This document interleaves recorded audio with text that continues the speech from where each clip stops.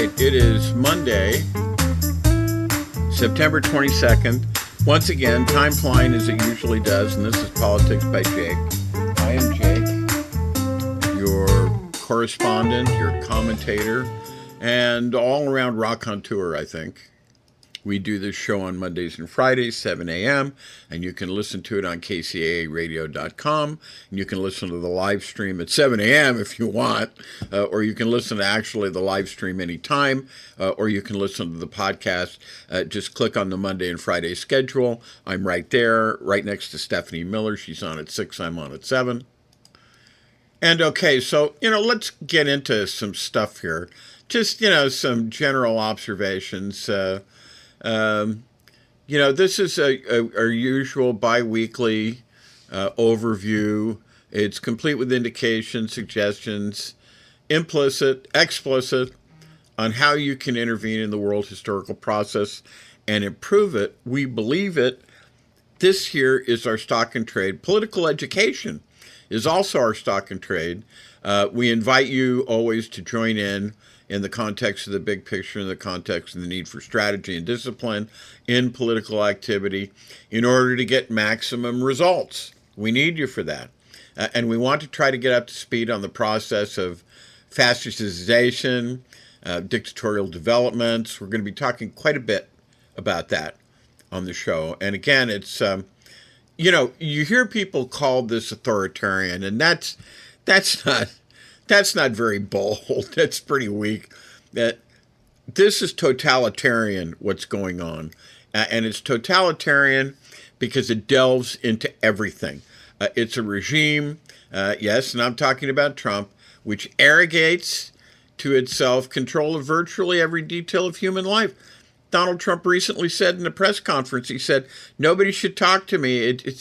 Nobody should say bad things about me. It's illegal to say bad things about me. It's extraordinary. We won't go through the whole list. That's a big one right there. But if you think of an aspect of human life, they're meddling in it. And that goes beyond authoritarian. Authoritarian is mainly concerned with standard police state dictatorship. It's the kind of thing that started in the 19th century, really, and they do all that. But totalitarian now is specifically like Mussolini, and before him even Stalin. Stalin was actually working and operating a little bit before Mussolini, when Mussolini was a newspaper man. Stalin leads the pack. Stalin, Mussolini, approximately the same time. As I say, Stalin a little bit ahead. And then, of course, Hitler and others, Mao Zedong, and right now the communist Chinese social credit system is one of the most merciless and implacable systems of totalitarian control because it deals with basically everything. And that's how you get your social responsibility score. Now let's talk briefly about Trump and his visit to England. And, he's a buffoon, just like I have always said. He doesn't care. He glories in these kind of things. He basks in the admiration, so he thinks, of people who are literally gritting their teeth to put up with him, no doubt from one moment to the next. And they're at Windsor, which is a very classy venue. And, of course, Trump is absolutely dazzled by this stuff, the pageantry. And, of course, he sees it all from the point of view of how he would like to have this for himself, and that he could be elevated, right? If he thinks he contemplates the papacy, he wants to be the Pope, or he wants to be a saint. Remember in his first administration, remember when maybe you don't, but they mocked him for walking in front of the Queen? This time he walked in front of the King. So he has successfully insulted. He has delivered affronts to palace etiquette to two members, 2 generations, 2 sovereigns, because that's what the King and Queen of England are. They're sovereigns from the House of Windsor, the Queen, then Elizabeth II, and now Charles III. BBC interviewed him. Trump repeated his fallacy that China pays tariff proceedings, pays tariff money to the U.S., something which has not happened, does not happen. He was interviewed by the BBC, like I said, proved against it what a doofus he is. I mean, think of the pathos of this guy. I mean, God, I the pathos of this guy who says, I'm not happy about Ukraine. Putin let me down, and so forth. And towards the end of it, there was one courageous lady correspondent who said, well, what are you going to do? Are you going to do anything? And it probably said, what are you prepared to do? Are you prepared to do anything? And if he just goes into this usual thing. Oh, the war would never have happened if I had been president at the time and so forth. So I think this is what you can say. Trump strikes out. There is no joy in Mudville. Trump reveals himself now here to be the biggest doofus under the biggest international spotlight that he's ever had. Because remember, this is the British media. The BBC has the biggest audience in the world from day to day. The radio part, the TV part too, I guess, increasingly. But he struck out. No action, no change, just the usual stuff. Poor me. I'm the victim of Putin. What a bad guy. But he's my friend, and so forth. And in Trump's first term, there was one point where it looked like the whole thing was about to come crashing down. I guess it must have been the 2018-2019 NATO meeting, if I'm not misremembering, where Trump seemed to be minutes away of pulling the United States out of NATO. And this would have been the biggest crime against the United States that anyone could imagine. And I think he might have been restrained then by the thought of what various domestic political forces would do. There'd be all kinds of retired diplomats, retired generals, currently serving members of Congress, who are old enough and wise enough to know that NATO is the ball game. It's the basis of U.S. power, influence, and even existence here in the modern world, in the current world. And if you junk that, we have an interesting pattern that will happen. And don't we have all the things that have actually made America great, such as biomedical research? And there's going to be we're going to get into that. And that's the best that Trump can think of. Let's smash things up. Let's smash things up. We don't need it anymore. I don't know if I'll have time having said it. But it's all self-destructive. I mean, it's this biomedical research thing. It's suicide for the United States to go through this and then try to justify it as an austerity measure. It makes absolutely no sense.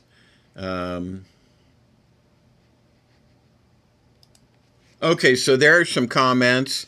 I'd like to do more. We've got material planned, so we're just going to let that go and be the way it is. And this is Politics by Jake, and we will be back.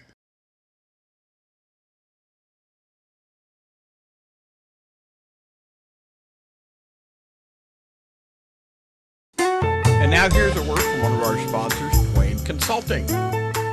Hi, this is Jake with Twain Consulting. Let's be blunt, shall we? America is litigious. It's unstable, and it's financially weaponized. If your name is on everything you own, you're a sitting duck. At Twain Consulting, we help you vanish legally, ethically, and permanently. From land trusts to layered LLCs, we teach you how to restructure your assets so the predators can't see them and can't touch them. This isn't a loophole. It's a strategy that the wealthy have used for decades. Isn't it time you got the same protection? Call Twain Consulting at 805-380-5699 or visit us online. Protect what's yours before someone else claims it. And now let's get back to Jake and Politics by Jake.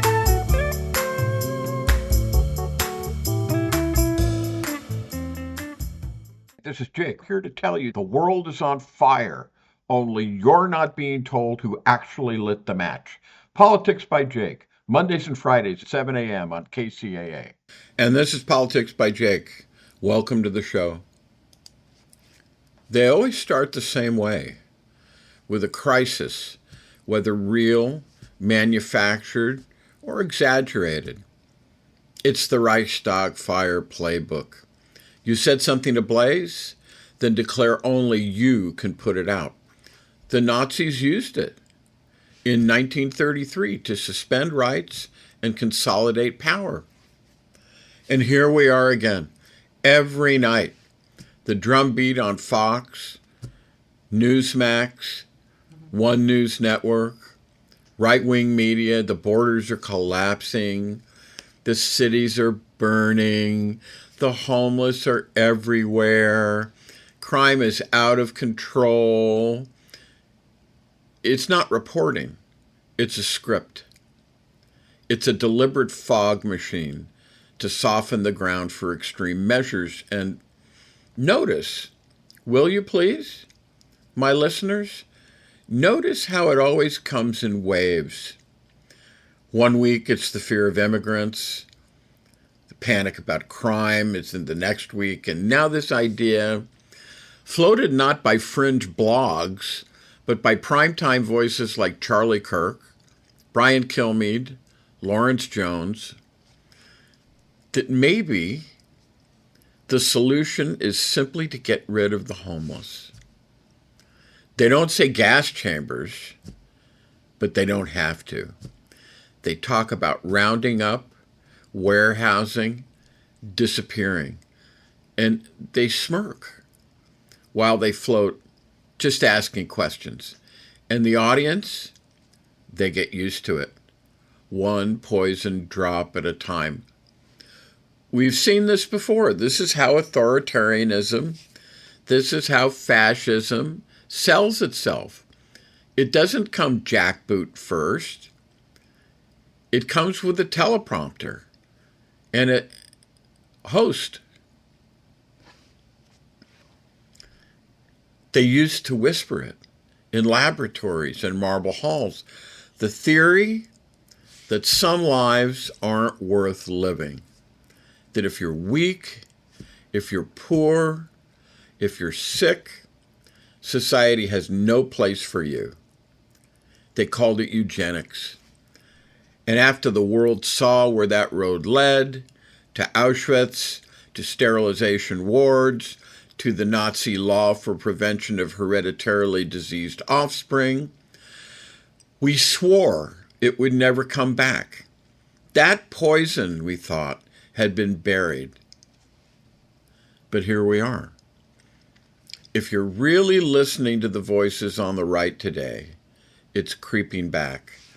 Not in the language of science, not in thick textbooks, but in jokes, in smirks, in policy ideas floated on Fox News. Ask yourself, when have jokes ever been harmless in the mouths of powerful people? So I've reported about this before, but I'll say it again. On Fox and Friends, Brian Kilmeade, one of the mainstream faces of the MAGA media machine since, I want to say 1996, 1997, 98, something like that. He let the mask slip. Talking about the homeless, the mentally ill, he quipped, just, kill them. Involuntary lethal injection. Think about that. A national television host floating the idea that poverty and mental illness should carry a death sentence. Brian Kilmeade, a mainstream face of Fox and Friends. He joked about this. Just kill him. Involuntary lethal injection. Charlie Kirk, who was just killed, takes the same line, though dressed up with a veneer of false compassion. He says the homeless should be put in mental asylums. In other words, out of sight, out of mind. You know why? Because it doesn't keep the rich and powerful in mind of the failures of their rule in this country. So sweep the unfit off the streets. Lock them up. Call it civilization. Yeah. Charlie Kirk, the so-called intellectual face of Turning Point USA, suggests that the homeless should be put in mental asylums. And of course, he's not suggesting anything anymore. But I want to make it clear to you, this is Politics by Jake. I know you don't know this stuff the way that I do. It's just like I don't know plumbing as well as my plumber. And this is why this show exists, to share this knowledge with you, to make sure you are better informed citizens.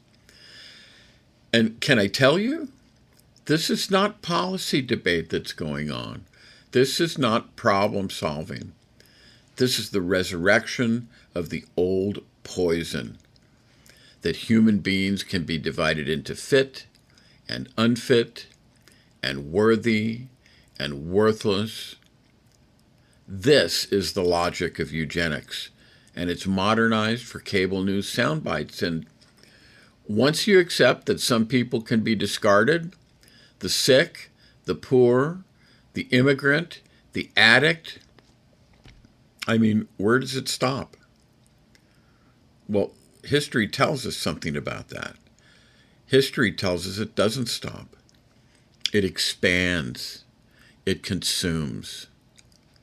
And what is this right now that's going on?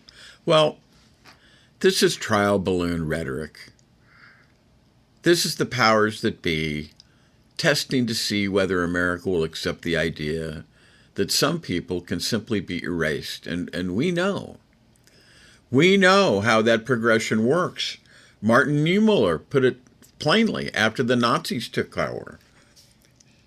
He said, first they came for the communists. I did not speak out. I was not a communist. Then they came for the trade unionists, and then the Jews. And when they came for me, there was no one left to speak for me. And it's precisely for reasons like this that Roger Ailes originally pitched, and this will be amazing to you, I think, pitched President Nixon the idea of GOP TV. You didn't know that, did you? That's right. All fascism, oh, well, they would have called it republicanism. They would have called it conservatism. And I'll tell you, in those days, it would more likely be reasonably called conservatism. I don't like conservatism either. All conservatism, all reactionaryism, all fascism, all the time. 24/7, 365. It's the truth. This is true. So make no mistake. This is how it starts. Not with a manifesto, but with a smirk on morning television. And let me ask you, if you stay silent when they say the homeless, who's next on their list? And who will speak when they come for the rest of us? Because I'm telling you, it just doesn't end with just homelessness. And you know, we've heard this before. We have. Talking about eugenics. In 19th century America, there was a man named Dr. John Harvey Kellogg. That's right. The cornflakes guy, the frosted flakes guy. And he pushed for sterilization and segregation of the unfit. That's right. Kellogg, the cereal magnate. He was a eugenicist. He believed that poverty and illness and undesirable traits could be bred out of humanity. And that thinking, it never went away. It just went underground. And now it's clawing its way back into the daylight with TV hosts as delivery system. He wanted human beings sorted like defective products, treating whole classes of people as biological garbage. And what starts as medical language, or in today's case, law and order, quote unquote, rhetoric, always ends with state-sanctioned brutality. And then, and this is really chilling for what it implies, in the 20th century, the Nazis codified the same idea. Their 1933 sterilization law targeted epileptics. It targeted the mentally ill, the feeble-minded, and that law was the bridge between theory and the death camps. And it always begins with the marginalized, the expendable, the ones nobody wants to defend. Now see where this logic goes. When a state makes it policy. In Nazi Germany, moving into the 20th century, the phrase was Leben unwertes Leben, life unworthy of life. On September 1st, 1939, Hitler signed a secret order, launching what in German is called Aktion T4, or Action T4. Panels of physicians graded people on paper, with a plus to live, with a negative to die. Disabled children, the mentally ill, the chronically ill. They were shipped to killing centers like Hadamar, Hartheim, Grafeneck, gas chambers designed as showers. 70,000 were killed in the first phase. By war's end, the toll reached hundreds of thousands, and it was marketed as mercy. It was extolled as efficiency, as solving a social problem. This was just propaganda wrapped in public policy. Dehumanization made administrative. And once you teach the public that some neighbors are a cost center to be reduced, the Overton window shifts. And that's why when a national TV host toys with involuntary lethal injection for the homeless, even with a wink, that's not a gaffe. It's a tell. It's the same moral math in a new suit. And this is Politics by Jake. And now here's a word from one of our sponsors, Twain Consulting.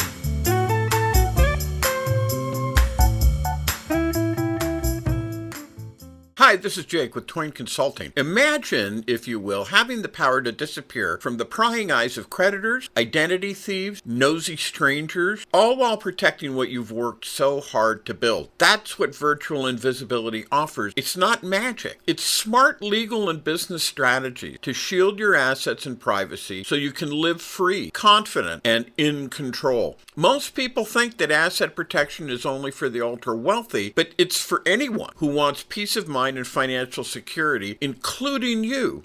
Don't wait until it's too late. Take control now. Call me at 213-465-0639 or go to facebook.com/Twain Consulting to learn how virtual invisibility can protect you and your family, because when you're invisible to risk, you're unstoppable. Now let's get back to Jake and Politics by Jake.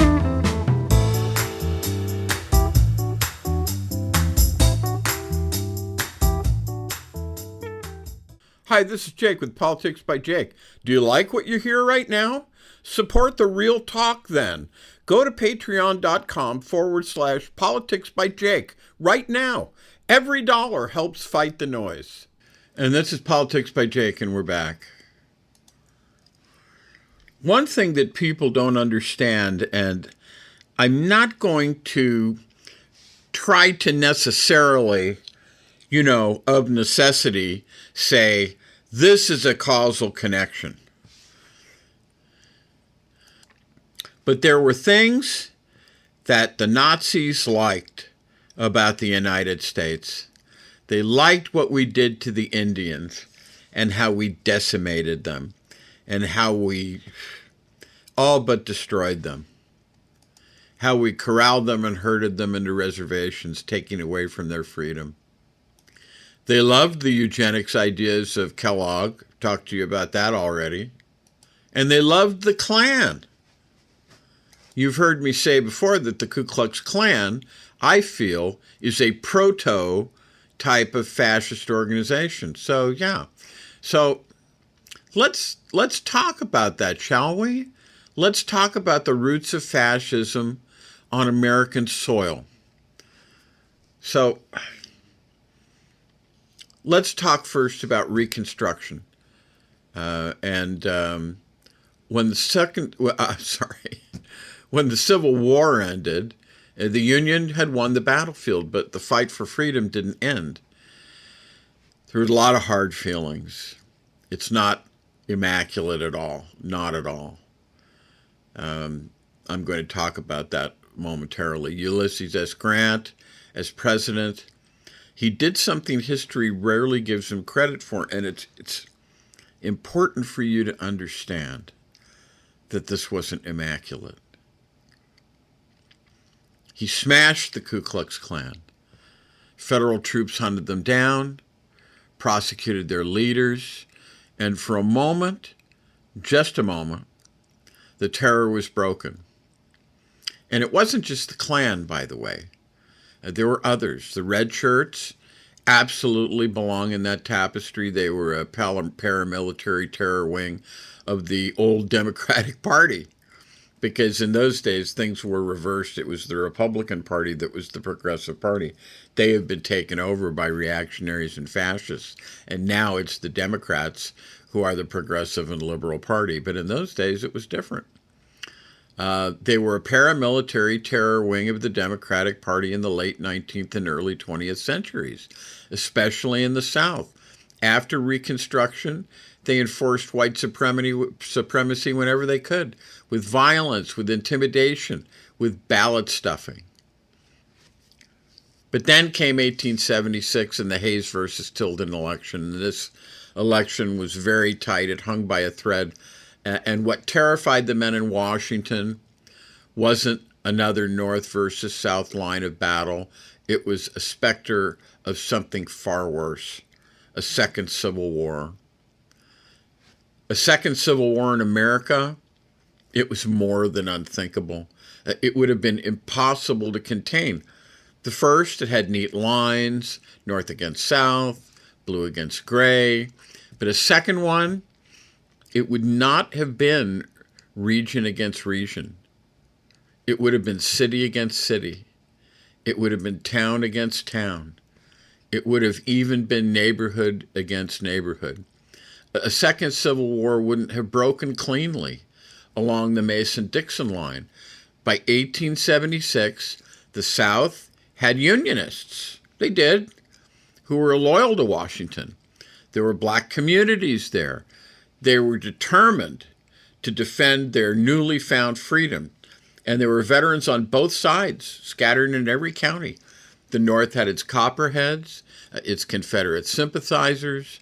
Copperheads are Northern Confederate sympathizers. And men who still carried grudges from the war. And if the country split again, it wouldn't have been state against state. It would have been city against city. It would have been town against town, neighborhood against neighborhood. It would have been just like that. And the phrase city against city, town against town, wasn't just a hypothetical. It had already been happening. And the men who decided how to resolve the Hayes-Tilden election knew that. The red shirts, they were in the Carolinas. I've talked to you about those. The White League, they were in, get that, the White League. Guess what that was about? The White League in Louisiana, and the Klan was everywhere else. And it showed that if another full-scale civil war had erupted, it wouldn't have been these tidy geographic lines. It wouldn't have been North versus South. It would have been, as I say, neighbor versus neighbor, ward against ward, often with organized terror groups as the shock troops. Imagine this. Like I said, the men of that day already had a taste of this. The red shirts, like I said, the White League, the Ku Klux Klan, these weren't armies on battlefields, you see. These were shock troops, much like ICE Gestapo in the streets these days, the depredations you were seeing, and how they are running roughshod over community standards and laws. They're turning elections into riots, or they're turning communities into war zones. And this is a cautionary tale for what you're seeing now. You're seeing this, you think that this can't happen again, but you're seeing it now with ICE Gestapo and the communities that are banding together against them. You're not hearing this in the failed corporate controlled media, but it's happening. And anyway, getting back to those days, this proved the Red Shirts, the White League, the Klan, etc., proved that America's deepest fault lines didn't run across state borders. They ran through every county courthouse, every main street, every church pew. And that was the nightmare that they were facing. Not Gettysburg again, as if Gettysburg wouldn't have been bad enough, but neighbor against neighbor. An American replay of the small, intimate civil wars that tear nations limb from limb. And everybody knew it. That's why another civil war had to be avoided at all costs. Imagine, it's unthinkable, a war with no front lines, a war with no clear enemy, only chaos, fratricide that would have burned from courthouse steps to crossroad hamlets. So they did the only thing that they felt that they could do. They chose the deal. And that's known as the Tilden Compromise. Troops were pulled out of the South. Reconstruction died the death. Right then, right there. Jim Crow was born at that time. And by the way, I know that many of you, some of you, probably the younger of you, have never heard of Jim Crow. But I want to just explain quickly what it is. It refers to a system of state and local laws and customs and practices in the United States, primarily in the South. It didn't really exist in the North, but in the South, it enforced racial segregation and discrimination against African Americans from the end of Reconstruction in 1877 until the mid-20th century. And the term originated from a derogatory minstrel show character, Jim Crow, which was used as a racial slur for black people. These laws mandated the separation of races in public facilities, such as schools, transportation, restrooms, drinking fountain, often under the false premise of separate but equal treatment, which in practice resulted in vastly inferior conditions for black citizens. This system was underpinned by white supremacy, and it was used to disenfranchise black voters through mechanisms like literacy checks, poll taxes, guess how many pieces of bubble gum are in a jar, any stupid thing, while also enforcing strict social etiquette that reinforced racial hierarchy. This was a thing, it existed, and it reinstituted a kind of de facto, you could argue de jure, but a de facto, certainly de facto means a factual. De jure means legal regarding the law. Slavery against these people until the Civil Rights Act in 1965. So that's what that is. So anyway, that's what the Hayes-Tilden Compromise did. It ended Reconstruction, and it was a compromise, as I've explained. It was born out of fear. Fear that enforcing true equality would bring a second civil war, and they saw themselves at the edge of it. So America blinked. Federal troops were pulled out of the South, white terror groups rose again, and with them came Jim Crow, this new slavery, in all but name, that lasted nearly a century. Now, like I said, the Klan was not alone. There was the White League, the Knights of the White Camellia. I haven't mentioned them. Groups like the Red Shirts. They all waged their campaigns of fear and violence, driving black voters from the polls, murdering those who dared stand up.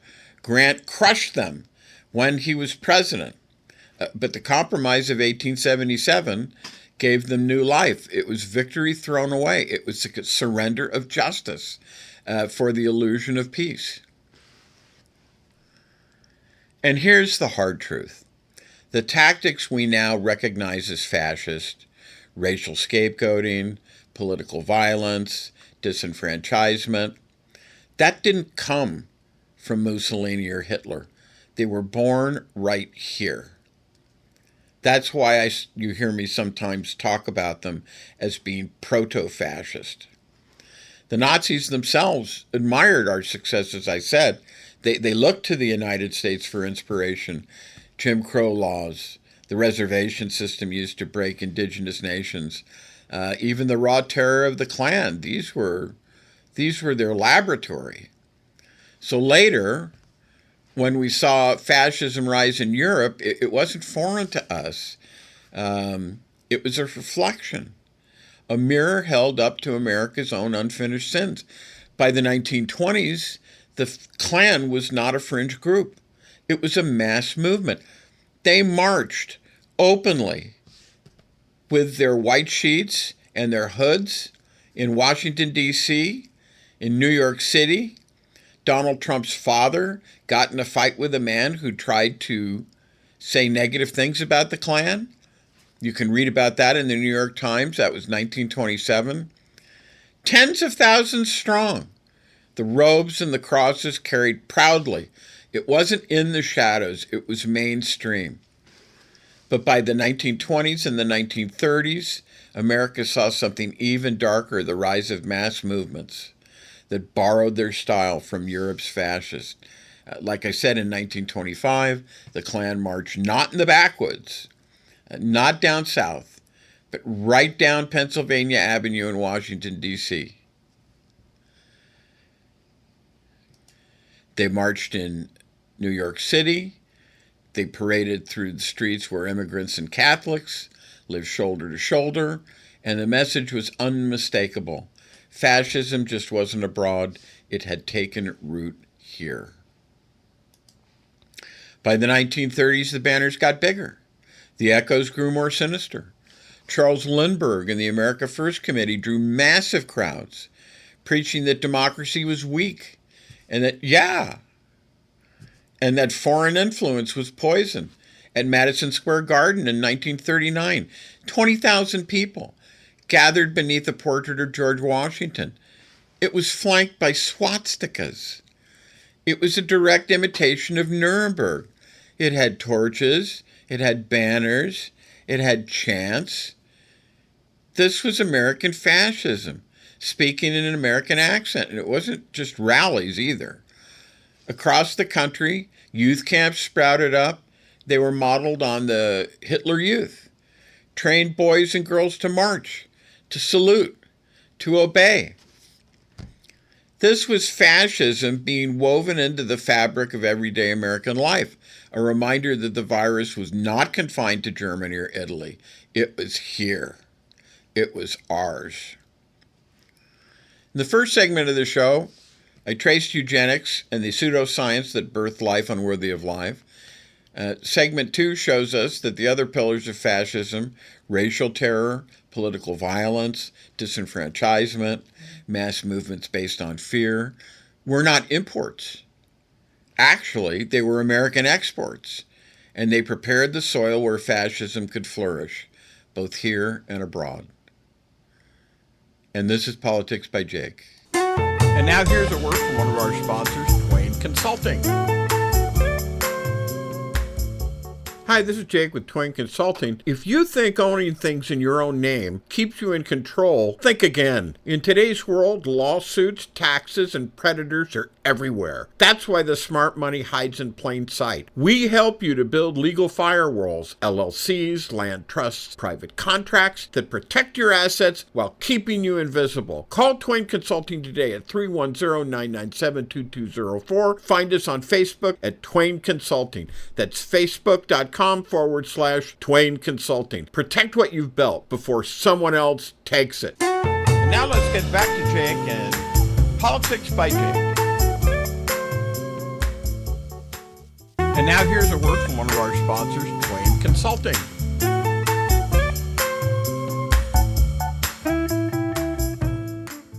Hi, this is Jake with Twain Consulting. Imagine being invisible to creditors, identity thieves, and lawsuits, protected and secure no matter what. Virtual invisibility uses proven business and legal strategy to shield your assets and your privacy so you can live free, confident, and in control. Most people think that asset protection is only for the ultra-wealthy, but it's for anyone who wants peace of mind, and that includes you. Don't wait until it's too late. Take control today. Call 213 833-465-0639, or go to Facebook, facebook.com/Twain Consulting, and make yourself truly untouchable. Now let's get back to Jake and Politics by Jake.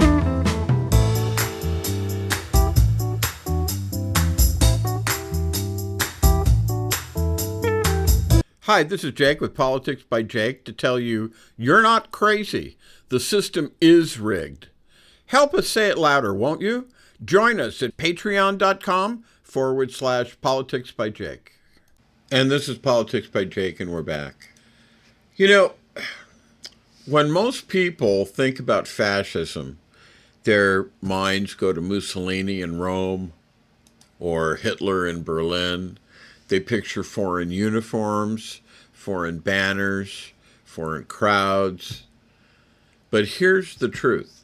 And as I said at the beginning of the show, I'm not necessarily making a causal connection one way or the other.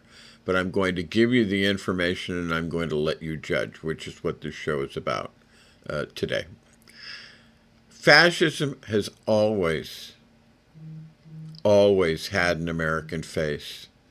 Our soil gave it roots, our institutions gave it cover, and our elites often gave it a nod and a wink. America, as I said, has always been a fertile ground for the seeds of authoritarianism. Sinclair Lewis saw it clearly, he's an author, saw it clearly in 1935 when he wrote the book, It Can't Happen Here. Out of that book comes the famous distillation.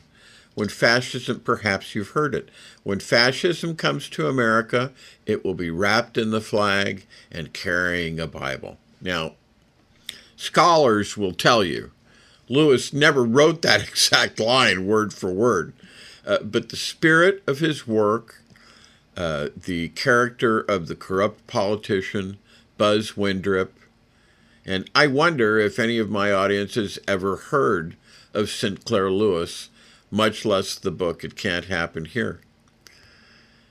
The corrupt politician, the character of the corrupt politician, Buzz Windrip, who wrote a wave of populism, nativism, and religious fervor straight into dictatorship, crystallized that idea for all time. Lewis gave us a warning, and Americans, they turned it into a proverb. Why does it matter? Because fascism never sells itself as fascism. It doesn't say, hey, I'm fascist. It sells itself as patriotism. It sells itself as piety. The cross in one hand, the flag in the other, the promise of safety. If only you'll surrender your freedom. Remember Niemöller in Germany. He saw it up close. The church co-opted, pulpit bent to Hitler's will, masses reassured that this was Christian renewal, this was Christian. And by the time they realized it was in fact tyranny, it was too late. His haunting refrain, then they came for me, and there was no one left to speak for me, echoes still. Lewis translated that warning for America. He said, this isn't about brown shirts. The brown shirts were the Nazis, the thugs that used to mix it up with the crowds. It's not about jackboots.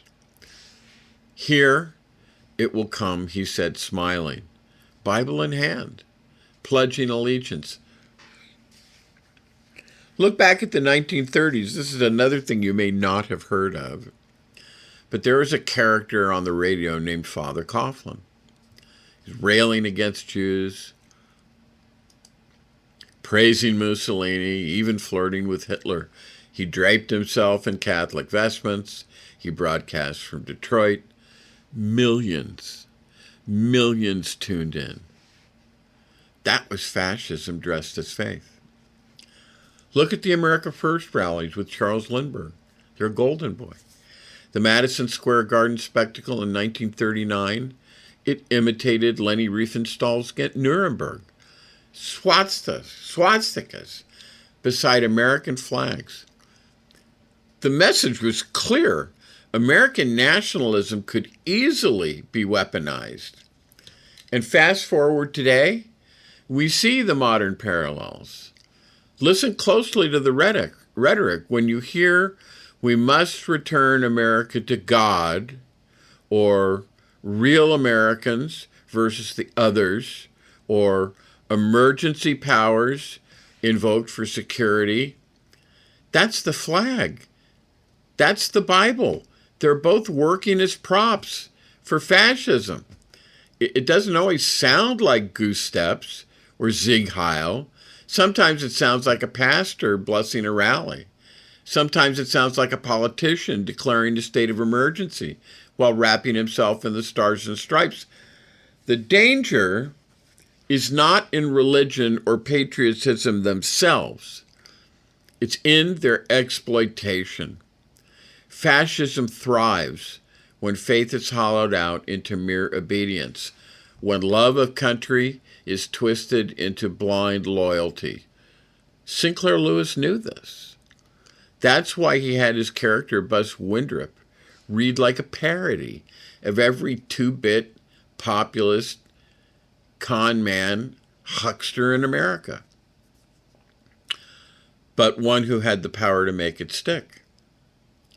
This is where Niemöller and Lewis meet. Niemöller gave us the grim aftermath, the silence that comes when you think it will never reach you. Lewis gave us the prelude, the theater, the symbols, the seduction. Together they chart the full arc of authoritarian takeover. So the question is not, could it happen here? Lewis answered that nearly a century ago. The question is, are we paying attention? Because every time a leader cloaks their agenda in scripture and waves the flag as a shield, you're seeing the playbook in real time. And if you think you're safe because you're part of the in-group today, remember Niemöller. Tomorrow, the line will shift. And when they come for you, who will be left? So we can trace the line straight, can't we? Out of the wreckage of Reconstruction, with Hayes' Tilden Compromise, federal troops were pulled out of the South. That decision just didn't betray freedmen, it betrayed democracy itself. It unleashed nearly a century of Jim Crow. It gave safe haven to terror groups like the Ku Klux Klan, like the Red Shirts, like the White League, groups President Grant had all but crushed into dust during his administrations. The lesson was clear. The nation would rather appease terror than risk another civil war. And I don't judge, because as I've described, another civil war would have been terrible. The one thing that we learn about the Civil War is that there must never be another one. Never. But even though the nation wanted to appease terror rather than risk another civil war, that terror didn't fade. Instead, it flourished. By the 1920s, the Klan wasn't some backwoods mob hiding in the dark anymore.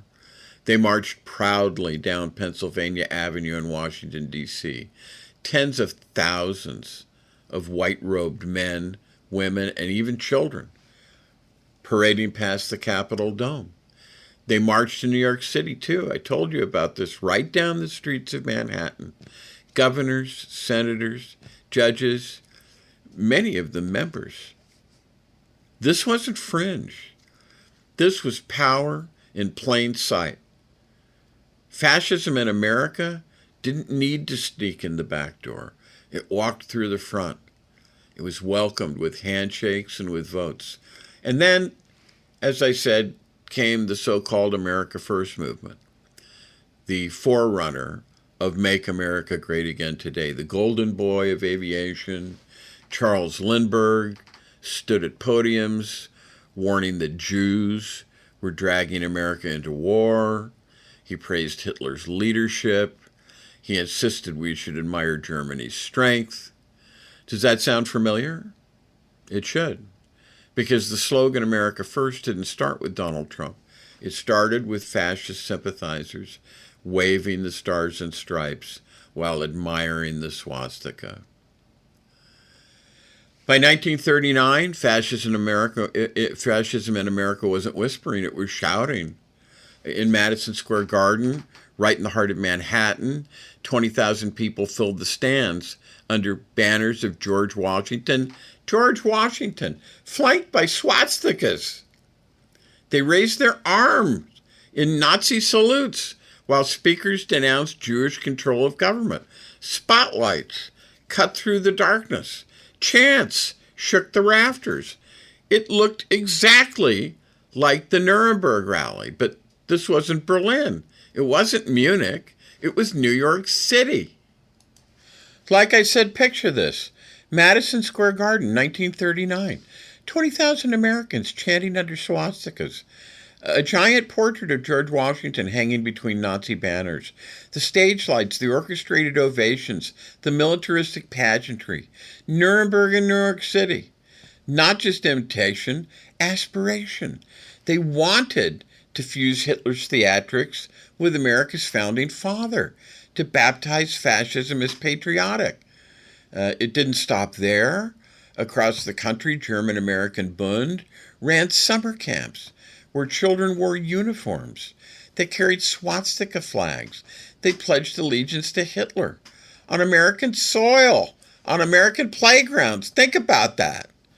Indoctrination, not just tolerated, but celebrated. Parents sent their kids there. Community leaders smiled on it. Fascism wasn't hiding, it was recruiting the next generation. So let's stop pretending this is alien, okay? Let's stop pretending that it's foreign. Fascism has always lived here.